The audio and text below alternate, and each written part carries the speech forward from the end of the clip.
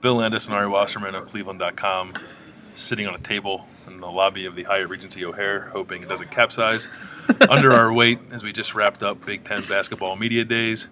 Ari, And now that I'm looking at ourselves into the camera, realize I've been interviewing coaches all day with my chest hair out, so that's positive for everybody. I'm sure they liked it. Yeah. Switch things up a little bit. Yeah, Everyone hamburger likes meat. a little peach fuzz never hurt anybody. So, Bill, we got here real early and talked to just about everybody. What do you think was one of the biggest takeaways from Thad's 8 minutes? Could you believe how short that was? I mean, he came in with the joke, "I'll try to keep it short, so there's enough time for everybody's questions." And there was only 3 questions. It's terrifying. Yeah, I don't even know if it was 8 minutes. Yeah, he was asked. It was 4 questions, and I think I recorded the video. The video is about 3 minutes and 40 seconds long, so it wasn't even quite that long for Thad Matta's time at the podium. My favorite thing about that was that Pat Chambers came in and said it was my goal. Yeah. Pat Chambers came in and says it was my goal to have less time than Thad. I guess that's not going to happen today. Yeah. It's unreal. But it's unreal when you think about it, too. There's a lot to talk about with this Ohio State team. Thad Matta gets asked 4 questions. I guess in the brief 3 minutes and 40 seconds, one of the biggest things that I took away from it is I think he really likes D'Angelo Russell. I think he's going to bring an added scoring option to this team that desperately need it. If you look at what happened last year, still some room to grow for D'Angelo, obviously, but Thad Matta seems pretty pleased with his development to this point, and I think he's expecting big things, as everybody is around the Big Ten from Russell. So you like my question, that's why. I loved your question. Yeah, no, I just feel like this Ohio State team is so interesting to me in the sense that this isn't new in that they've had a split roster with really young players, really old players, and really nobody in between, but Ohio State's really going to be relying on players that have no experience or little to no experience this year if they're going to be a team that finishes in the top 3 of this. This is the SEC of basketball. I mean, this is the toughest conference in college basketball, and D'Angelo Russell is definitely one of the names that people are going to be talking about. Is he going to come in and be able to shoot and score and distribute? I mean, the most important thing that I felt like he said about him was that in practice he's taking over the game when he's on the floor, and that's a big sign. Whether that'll translate over to the games is another thing. But another thing too is Shannon Scott. I think so much has to do, and so much of this team's success is going to have to do with whether or not he gets it and whether he can take over this team and be the point guard. He's waited 4 years for this to happen. It's finally happening. Is it going to happen? I don't know. Wisconsin picked unanimous Big Ten champion. Frank Kaminsky, unanimous Big Ten Player of the Year. We worked the room a bit, talked to some other coaches. Was there anything that jumped out to you from coaches outside of Ohio State? I thought it was interesting that Tim Miles is like the funniest human being I've ever met in my life. Makes a lot of really funny jokes, but it was crazy to me because a year ago, like, Nebraska was like just the team in the corner that nobody wanted to talk about. And now that table was packed, and it wasn't just because of his personality. It's because this team is, in the poll done by the Dispatch, finished 4th. And that's a huge thing. I mean, that's like finishing 3rd or 2nd in the SEC. So how is he able to transform his program? I think we'll know a lot more about whether or not that's a fluke or whether that's going to happen again just based on if they can do it again.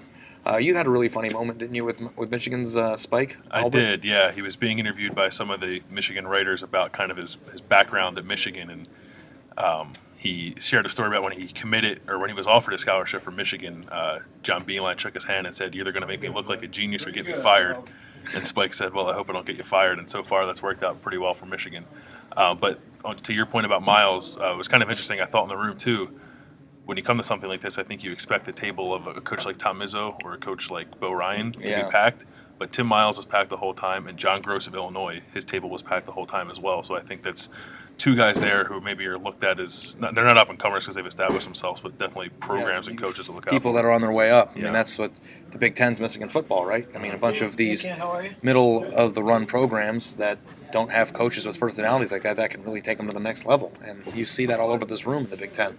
The one thing I did want to share is I talked to Thad a little bit about his recruiting, and I know that that's your thing now. Basketball recruiting expert Bill Landis right here. But isn't there this weird, like, overarching sense from fans that he's not getting it done on the recruiting trail? Yeah, we had a comment in a story today that said, "I hope the recruiting picks up." They have a number 7 recruiting class for 2015. They brought in D'Angelo Russell in last year's class. I'm not sure where the lull is. But, yeah, there's some I asked that about that, and he goes, "I think we're averaging 28 wins a year. We're pretty sure we know what we're doing here." And it's just funny. I mean, when you get guys like Mike Conley and Greg Oden and Jared Sullinger and Deshaun Thomas with big names, I think that means that there's an expectation that you're going to get a Terrell Pryor in every class. Well, D'Angelo Russell might be a great addition, but overall, every single time he's had a class of more than 3 people, it's been a top 10 class. So we'll write a little bit about that, but just relax a little. I mean, they're recruiting just fine. So, again, a lot going on. We're going to be writing about basketball today, and I know that we're going to be rushing back to help Doug with football.